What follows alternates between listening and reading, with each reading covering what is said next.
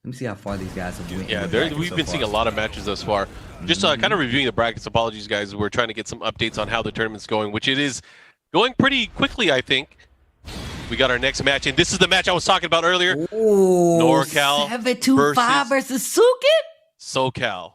This is a battle from the north versus the south. Not only that, it is two veteran players going at it. Oh, man. And Rip is out of the tournament. I just had to let that be known. What did he lose I actually know what's going on right now. It's going on right now. My bad. Oh, okay. My bad. You probably sealed the deal by saying he's out. Oh my gosh. And he's again, not out. flicker He's back not two. out. Flicker back two to start off. 7-2-5. A legend in the NorCal scene. Bro. So I'm just gonna put this out here. I definitely beat 725 in like a tournament, like a tag 2 tournament back in the day, and we played again at Strong Style, and he beat my ass. Oh my god, my man has definitely been in the lab. But let's talk about Sukin, the final boss himself, gonna play in that exhibition tomorrow. My man has been on the this old man has definitely been showing some new stuff, like that combo right there. Oh, he didn't get the punish in time. I like what I'm seeing though, but hey, you know what? 7-2-5. I wonder what's going on in his mind here, because he's one of those players that has a comfort level against late. He's a late player himself. That was one of his main characters before Steve came out in Tekken 4. So he has some legacy experience with this character. What a challenge with the down 4-2. We saw the Albatross come out. Sukin says no game, just down 4-2. Ran up and legitimately hit the play dead low. Are you serious? Oh, he has a big opportunity here. Oh my gosh, big damage on the table, but sideways, not gonna be able to get it. He lays there. He still hit it. Actually gets him. Yo, 7-5. Man, great adjustment there. I like it. So 1 round apiece. Again, this is Final Boss versus an old school legend. Oh, it's the snake mix-up. Goes for snake 2. Great patience by 7-5. 1 round apiece right here. Razor rush. Damn, he really tried to hit him with that. He tried to slam dunk on him. Round 4. Fight. All right, here we go. And the thing with 7-2-5 is you got to put some respect on his name. He was able to beat some of the best players in the world during last year's Tekken World Tour. Yo, chat, let me ask you guys a question before the end of this first match. Let me get a 1 for Sukin, and let me get a 2 for 7-5. 1 if you think Sukin's gonna win. Let me get a 2 for 7-5 if you think they're gonna take the set. Oh, gets the pickup. Is this the game? No, he goes for the a reset. mix-up? That was so smart. That was so smart. Didn't try to go for the wall. Thought it was going to be there and say, you know what? I'm not even going to test it. Goes for just the inch up and the low to close out. Sukin takes that first game, and look at the numbers pour in the chat. A lot of ones I see in the chat. A lot of old man Suikin emotes as well. They're voting. They voting. Yo, NYC Fab throwing out his 7-5 prediction as the winner of the set. I just had to point that out. I feel like NYC Fab is honorary NorCal. He made the pilgrimage out there way back. I don't remember how long ago it was, but it was years ago during the Tekken 6 days, and he definitely got in some good games and was able to win one of the big tournaments out there. Oh, wow. Yo, shout outs to NYC Fab in the chat. Jackie Tran, I see you as well. And everybody else at home watching the tournament. This Tekken 7 online challenge. Man, this is a good one, though. 7-2-5 going up against Sukin. Lei versus the Steve. That's what we're watching right now. First game's already done, and Sukin is taking it. So we're going to go one more. I want to see what 7-2-5 is going to switch up. Yeah, and again, I wish this match was live. We'd be seeing the old school or the new school kids from both NorCal and SoCal probably yelling at each other. Right. And you know me, like I said, I like to kind of throw fuel to the flame. I would definitely throw my water bottle from the commentary desk and be like, who did that? You just it was gotta the guy throw from Nate NorCal. Monster. The NorCal guys Enough. did it. You gotta chuck him like a lawn dart, bro. You throw him over there and just have him like loaded with insults. I guarantee you they'll start fighting. Just put stuff in his pocket to say he lands, and he just pulls it out. SoCal sucks, and then he runs off like, no, you suck. And start fighting. Anyways, we're going to go into this matchup here. Howard Estate on random. Let's see how this plays out. Oh, we already see the fighting. Mm-hmm. Look, in the chat, bro. In the chat. What's good, guys? I'm glad you guys are enjoying it. Look, Nate Monster, I keep getting thrown around. It's because you're so good, man. Yo, can y'all make some noise in the chat for Nate Monster, man? Nasty Nate. Round 1. Anyways, going into the matchup here, starting it off. All right. Nice. Goes for the Lancaster combo. Nice block, and he was ready with the launch. Here comes 725. Oh, he missed it. I don't think that's what he wanted. He was definitely going for the massaging punches. Oh, man, that's not good. Big damage on the table. Spins the early rage drive, early boost stuff. And that's going to be a nice, simple closeout for 725. I feel like one of the things that Sukin is taking into account, and we've seen, is that 725 will go up and challenge your animal stance. He does not care. And I think it becomes from that knowledge of knowing some of those extensions. Last hit of massage, you're not going to hit. Starts off with the lows once again. Ooh, 725 is playing like, whoa, whoa. You going to let him do that to you? Suikin? Damn. Yo, Jet Leo, thank you for the blue stuff. I appreciate that. If you try to catch him looking, nice punish. The follow up here. 725 in full control right now. Oh, get out of here. I play that character Look too. at that. Oh That's my exactly gosh. what I was talking about. Able to challenge and willing to challenge a lot of these stances that I'm going to tell you right now. As a person who has fought Sukin a lot, I'm not trying to challenge none of that stuff, bro. Like, my man goes on the ground, puts the hand behind the head. I'm like, let me back up. Obviously, this leg guy needs its rest. He's an old man. My man 725 was like, no, get up. Just run over there and punch the ground. I'm not here for your games today, Lay. 725 just woke up. He's like, what day is today? Right. I'm playing? What? I lost the first match? Let me wake up. If He this just is shot himself, hooked himself up. He's ready to go. If this is an old Kung Fu movie, this is like two of the grandmasters going at it right now. That's actually what's happening. Two of the grandmasters going at it. One just so happens to be from a different territory. Shaolin We got versus Wu-Tang, NorCal baby. versus SoCal. Well, it's tough to say how this is going to end. We're going to a final match, though. We are treated to a final match. One more game. When all is on the line. The alliance between NorCal and SoCal rests on this match. Tasty Steve, your thoughts on the Crane Dojo style of the final boss versus the boxing etiquette of the Albatross spinning retriever that is 725. So I feel like one of the things that Sukin is the best at is like, my man is an old dirty water well of knowledge. My man has been playing for so long. There are things down there that you don't even know. And Sukin is 100% aware of them. And a good 80% of you guys, which you will not get in training mode, will not be prepared to fight Sukin because of it. 725 is old enough. He was there during the beginning, doing Tekken 1, or not really doing Tekken 1, but these older games. So he has a lot of knowledge stored up himself. And I feel like 725 has a very good shot of being able to fight Sukin at the level. Because once again, not only was 725 a lay main, but also has enough experience and tournament experience to put up a valid fight versus Sukin. So here we go. Bro, he trains against Bronson Tran and Jimmy J Tran. This guy is a threat no matter what. We got to put some respect on his name. People are probably wondering, who's Bronson and Jimmy? They don't show up to these events. Who was that guy? Who were those They're hidden people? beasts. Right? I'm telling you, man. They don't believe in the internet.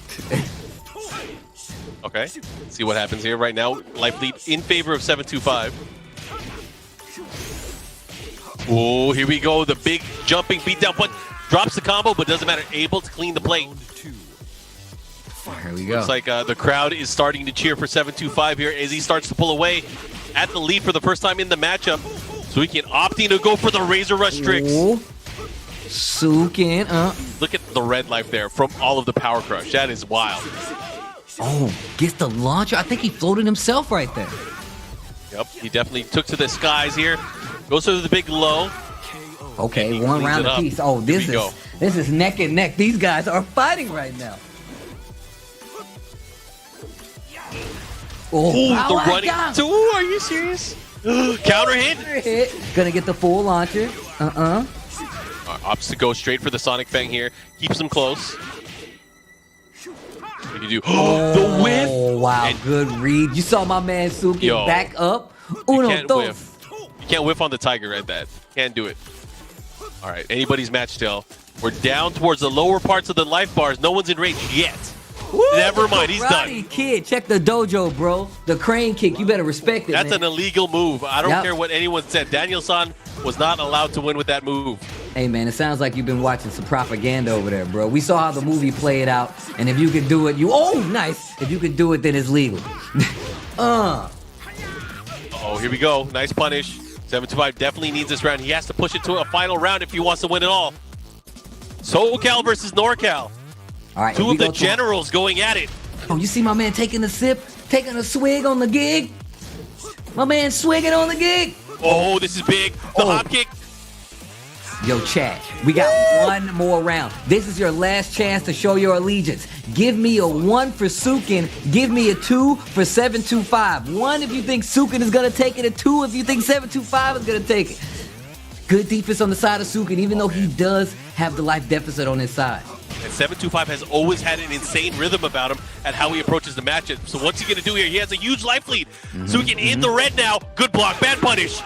Oh, and that's gonna be that 725 beats Sukin 2-1 in this set here in the Tekken 7 online challenge. Look, like I said before, man, two old men fighting don't get any better than that, man. That was a Grandmaster versus Grandmaster match that you guys just saw, and Sukin is the loser. That means 725 is gonna go on in the tournament. What a set, though. I mean, thinking about how the matches and how the brackets are shaping up now and who's getting into our top 8, that changes completely because now Sukin's going to go to the loser's bracket and he has a longer path just to guarantee him a spot in that top 8. There are 4 pools, so we're taking the top 2 from each one of those pools to find out and round out who's going to be in our top 8. It's going to be crazy. So I know I said that like Rip was out of the tournament. What I went to say was he is in loser's side. He is fighting. He's out of the tournament. Reset. He's on losers. He's out. He's out. in reset in a match right now, but still in the tournament. I just wanted to make sure that I corrected myself. But on loser's side. Oh, actually won against reset and is now in losers semis. But you know who is also on that side now because of that recent match? Sukin is there waiting in the wings for the losers final. So he's gonna be SoCal pissed too. SoCal, bro. You know he's gonna be mad. There's nothing scarier than a final boss going mad. A final boss going mad? Oh, man. He's returning to the office. I'm tired of all you kids. Pure, eat this lay work. Well, it's. I think it's going to be interesting. I mean, we're looking at the matches. I'm actually looking at the brackets right now, seeing how everything's been updated, and there's still a lot of great players in the tournament. But again, there's a lot that we haven't even seen on stream yet. Oh man, that's definitely true. Oh There's man, a lot of big players, a lot of big names that I've seen, especially even in some online instances, and even some new names that have entered this tournament. I want to say thank those guys, man. It really makes it interesting to see these new names, to get introduced to these new players, and to just have a dope tournament on the back end too. Yeah, and just to kind of talk about what we see in, if you guys want, you guys can follow the bracket, !bracket in the chat. We'll link our Smash GG page and you can follow along at home. But looking at pool number 1, just to give you an update, Steve, here, on the winner's final, we have Bin Chang going up against What's It To Ya. Winner of that will qualify for winner's side top 8. I believe we might be able to see that on stream coming up. But in the losers bracket on that same tournament, Toxic Toro made it all the way into the final 4. He's still in there. He's going up against Dragon Slayer. I think he just won that. And then also Silence and Hattori-san. Silence, Nina player from Seattle, going up against Hattori Shizzle, who we saw earlier on stream. Those guys are battling it out to see who's going to fight up against Toxic Toro. So pool 1 is pretty stacked. Pool number 2. That's the one where we just saw Suikin and Suikin and 725 battle that out. So that means 725 made it into top 8 winner side. Wow, the great old stuff. Man still kicking. Yo, even on pool 3, before we get into this next match. Wait a minute, Bin Chang's picking regular Jin? Did he hear your request earlier? Yo, I think so. Yo, shout outs to Bin Chang, man. You know what's up. Knows exactly what's up. So now we got all the Mishimas, Yep. So there's that match that's going on right now between Adenimo and Rip, and the winner of that is going to fight off against Suikin in the losers bracket. That's going to be juicy. Bro, Let's focus on this one. Let's focus on this ridiculous. one. This stage is so sick. The song is good. Like, the design of it is good. Man, they giving you some Bandai Namco lore with the Pac-Man. Join the pack. Yeah, Pac-Mania running wild on everybody again. Yeah, I didn't know Bin Chang used this character as well. He has the whole arsenal, man. Trying to form Exodia here. Let's see what happens. All right, gets the round. So it kind of rounds it out here. Again, this is a qualifier on the winner's side of top 8. So this is worth a lot of marbles. Yo, ain't what's the 2-year? Ain't he NorCal? I don't know. Maybe someone in the chat will let us know. I don't know exactly where he's from. Don't want to call it out. Some people, like, they won't want to be like, ew, I'm not from NorCal. Ew. Don't want to put that on him. Bro, this stage is so good. Oh, yeah. It changed it completely. All right. Well, these 1-2s just gives a little chase. Jin, another character that had quite a few chain. The electric double back 3s. Yup. Wind hook fist. You're on the hook. Dude, the third mix of the stage is so good. Uh-oh. Electric not working out. Going for the down 2s. Electric 1. Back to 1? No. See, that's why you hit the back 2-1. But he got the wall splat. Sidewall. Speaking of the splat, what's the 2-ya? Yeah, he's doing well, but he hasn't been able to clutch it out towards the end of the rounds. Let's see what happens here. Bin Chang looking to mix it up here. There's a punish into the 4-2, and look at that. Bin Chang 3 rounds straight. Well fought. They all went down towards the end of each round, but Bin Chang was able to clutch it out each and every time. Yeah, man, Bin Chang pulling out the Jin because I'm the old vanilla Jin on top of it. I think it's really good to have multiple characters, right? But not everybody can run that multiple character game. But Jin, I feel like he's one of those characters they've always, like, every season he gets some kind of tweak that messes with the quality of life of, like, every Jin player, right? And I feel like in this instance, it's like 4, his standing 4, the way they changed it now, kind of messes with the wall carry just a bit, even though it does give you a tailspin. But that's something I feel like it affects that overall Jin gameplay a little bit. Indeed it does. I mean, looking into this now, what's it to you? What are you going to have to do here in this matchup? Obviously, you're fighting against Jin. You lost that first match. What adjustments do you got to make? I feel like Jin is actually a really good pick, really good character against Dragunov because of his ability to deal with all of his tools. Yes, and that parry, I feel like the parry in the Dragunov matchup is so good. The respect of the parry just changes everything. And that's one of the things that Jin excels at. I know a lot of people talked about Jin's parry for quite some time. And another character, just to talk about it, like, what's it to you? Like, he's doing a good job with the pokes. It's more about the big combo starters that Bin Chang is getting in some of these instances that is keeping these matches a lot closer and giving Bin Chang the opportunity to stay alive. Oh, yeah. Kind of just to review again what's happening in the other pools. We talked about pool number 1 and pool number 2. So in pool number 3, Steve, El Negro qualified in top 8 winner side. And on the loser side, it's a battle between Jackie Tran and Pit Viper to see who makes it out on the loser side. And then looking at pool number 4, earlier that was a top 8 qualifier match. We had Kasuma coming out on top over FDX, and FDX has to go into the loser bracket where he's waiting for the winner between Nijisa and the one Asian. So that should round out, one of the players that we just talked about should round out the top 8 for both winners and loser side all the way around. But again, focusing back on this match, Bin Chang versus What's It To You. This is for the winner side top 8. All right, winner side top 8 on the line right now. Points, well, not really points. Pride is on the line. Boom, diddle. My man Dragunov just trying to make it, man. You know how hard it must be to be a mute? Yeah, man, he's trying to communicate with everyone. Everyone's talking about all these new updates, but he can't say anything. Not only that, he's like washing dishes and stuff. That's what I was talking about, man. My man's out here grinding. And he's out here fighting in the workwear. Yep. My man still got the apron on. Oh, man, he's getting rushed down right now. Bin Chang having a good grasp on the situation, making those attacks count. His use of down back 4 has been just exemplary. Look at that. Gets the wall break, the follow up here. Now, what are you going to do? What are you going to do? They all hitting. They all hitting. Be careful. This is the second game. What's it to you? Need something right now. Oh, man. Not going to work out. The 2-1-4 gonna be the choice. Bin Chang. Set point if played properly. Now, you see how What's It To You started this match? This is exactly what I was talking about. He needs to start playing with that disrespect. I think that's what he needs to do here. He's letting Bin Chang control the pace of the match. He has to throw things out. There you go. Down 2. Bin it down 2.